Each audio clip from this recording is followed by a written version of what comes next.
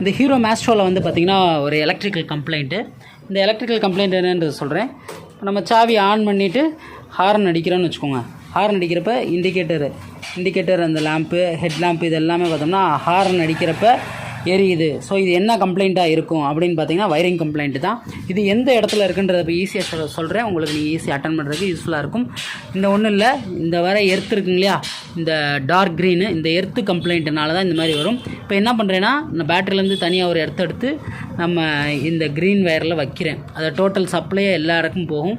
இந்த green வயரில் வச்சோன்னே headlight எப்படி bright ஆகி பார்த்து எடுக்கிறேன் பாருங்கள், டிம் ஆகுது, வச்சா நல்ல பிரைட்டாக இருக்குது. ஸோ இந்த டோட்டல் இந்த பாடி சப்ளைக்கே பார்த்தீங்கன்னா க்ரீன் வயர்லேருந்து எடுத்து போகலை. ஸோ அதுதான் பிரச்சனை. இப்போ இந்த இதில் வச்சுட்டு இப்போ வச்சிட்டேன். இப்போ ஹார்ன் அடிக்கிறேன் பாருங்கள்,